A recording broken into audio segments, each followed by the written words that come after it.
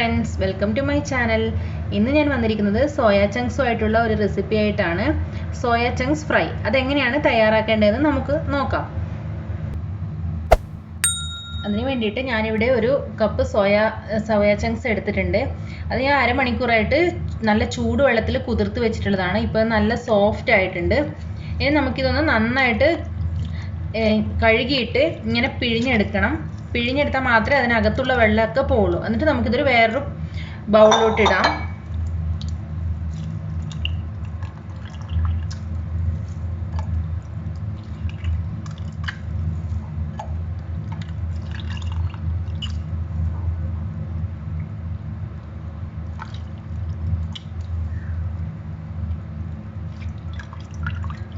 ഇനി ഞാനിതൊരു 2 വെള്ളത്തിലും കൂടെ കഴുകും. കാരണം ഇതിനൊരു സ്മെല്ലുണ്ടാവും, അതെല്ലാവർക്കും ഇഷ്ടപ്പെടണമെന്നില്ല. അപ്പം ഞാനിതിൻ്റെ മണം പോകാൻ വേണ്ടിയിട്ട് ഒരു 2 പ്രാവശ്യം കൂടെ നന്നായിട്ട് കഴുകിയിട്ട് ഇങ്ങനെ നന്നായിട്ട് കൈകൊണ്ട് പിഴിഞ്ഞിട്ട് ഞാൻ ഇത് 2ആയിട്ട് കട്ട് ചെയ്തെടുക്കുവാണ്.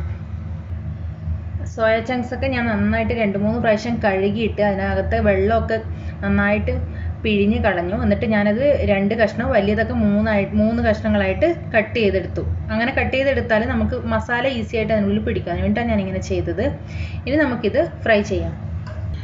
സോയ ചങ്ക്സ് റെഡിയാക്കുന്നതിന് വേണ്ടിയിട്ട് ഞാനിവിടെ ഒരു ടൊമാറ്റോ എടുത്തിട്ടുണ്ട്, ഒരു വലിയ സവാള എടുത്തിട്ടുണ്ട്, കുറച്ച് ഇഞ്ചി, വെളുത്തുള്ളി, കറിവേപ്പില, ഇത്രയാണ് ഞാൻ എടുത്തത്. ഇത് ഡീപ്പ് ഫ്രൈ ഒരുപാട് എണ്ണയിൽ ഒഴിച്ചിട്ട് ഡീപ്പ് ഫ്രൈ ഞാൻ ചെയ്യുന്നില്ല. ഞാൻ ഉണ്ടാക്കുമ്പോൾ കാണിച്ചു തരാം എങ്ങനെ ചെയ്യാൻ പോകുന്നതാണ്.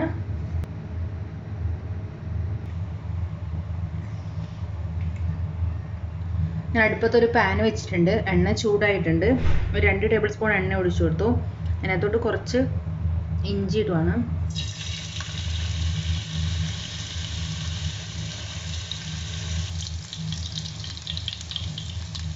കുറച്ച് വെളുത്തുള്ളി ഇട്ടു.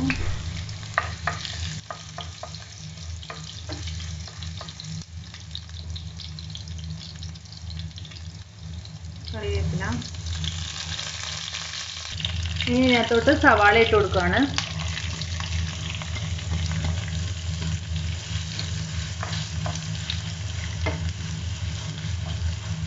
സവാള ചെറുതായിട്ടാണ് അരിഞ്ഞിരിക്കുന്നത്. അപ്പോൾ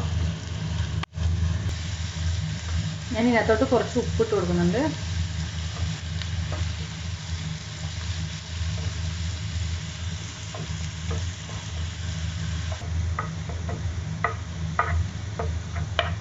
സവാള നല്ല ഗോൾഡൻ കളറായിട്ടുണ്ട്. ഞാൻ ഈ തക്കാളി കൂടി ഇതിനകത്തോട്ട് ഇട്ട് കൊടുക്കുവാണ്.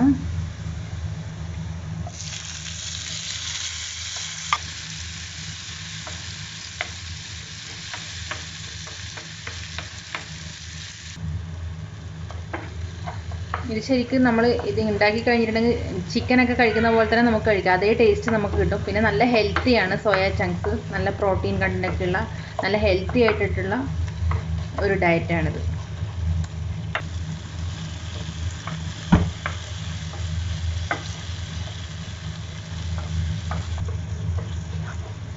തക്കാളി നന്നായിട്ടായിട്ടുണ്ട്. ഞാൻ ഇപ്പം മീഡിയം ഫ്ലെയിമിലായിരുന്നു, ഞാനത് ലോ ഫ്ലെയിമിലാക്കിയിട്ട് പൊടികളൊക്കെ ചേർത്ത് കൊടുക്കുകയാണ്.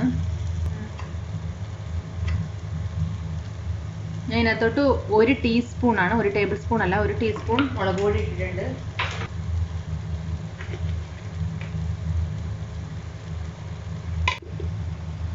കാൽ ടീസ്പൂൺ മഞ്ഞൾപ്പൊടി ഇട്ടിട്ടുണ്ട്. പിന്നെ ഒരു 1/2 ടീസ്പൂൺ മല്ലിപ്പൊടി ഇട്ടിട്ടുണ്ട്. ഇതൊന്ന് ഇളക്കി കൊടുക്കട്ടെ.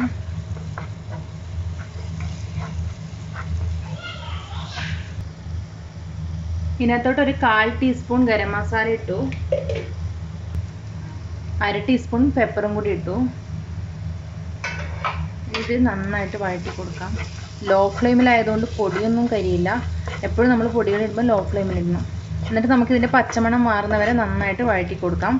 ഉപ്പ് ഞാൻ ഓൾറെഡി നേരത്തെ സവാള വഴറ്റുമ്പോൾ ഇട്ടിട്ടുണ്ടായിരുന്നു. പിന്നെ സോയ ചങ്ക്സ് ചൂടുവെള്ളത്തിലിട്ടിട്ട് കുതിർത്തപ്പോൾ അതിലും കുറച്ചിട്ടിട്ടുണ്ട്. അപ്പോൾ അതിൽ ഓൾറെഡി കുറച്ച് ഉപ്പുണ്ട്.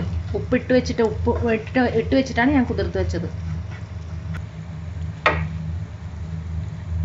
ഇനി ഞാൻ സോയ ചങ്ക്സ് ഇതിനകത്തോട്ട് ഇട്ട് കൊടുക്കുകയാണ്.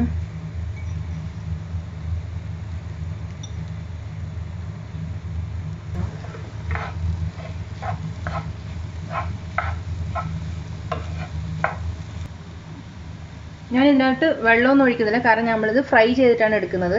ഇതിങ്ങനെ തന്നെ ഫ്രൈ ആയിക്കോളും. ഞാനിത് അടച്ചു വെച്ചിട്ട് ഒരു 6 മിനിറ്റ് വേവിക്കുകയാണ്.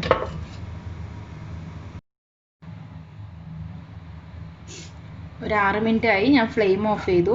പക്ഷെ നമ്മൾ ഈ ഞാൻ പറയാൻ മറന്നു പോയത്, 6 മിനിറ്റ് അടച്ചു വെക്കുമ്പോൾ നമ്മൾ അങ്ങനെ തന്നെ അടച്ചു വെച്ചിട്ട് ഇത് കുക്ക് ചെയ്യരുത്. നമ്മൾ ഇടയ്ക്കിടയ്ക്ക് തുറന്നിട്ട് ഇങ്ങനെ ഇളക്കിക്കൊണ്ടിരിക്കണം. കാരണം നമ്മളിത് ഫ്രൈ ചെയ്യുന്നത്, ഒട്ടും വെള്ളമില്ല, ഇത് കരിഞ്ഞു പോകാൻ ചാൻസ് ഉണ്ട്. അതുകൊണ്ട് നമ്മളിങ്ങനെ ഇടയ്ക്കിടയ്ക്ക് 2-3 പ്രാവശ്യം ഇളക്കി കൊടുക്കണം. ഇപ്പം നമ്മുടെ സോയാ ചങ്ക്സ് ഇവിടെ റെഡി ആയിട്ടുണ്ട്. സോയാ ചങ്ക്സ് ഫ്രൈ റെഡി ആയിട്ടുണ്ട്.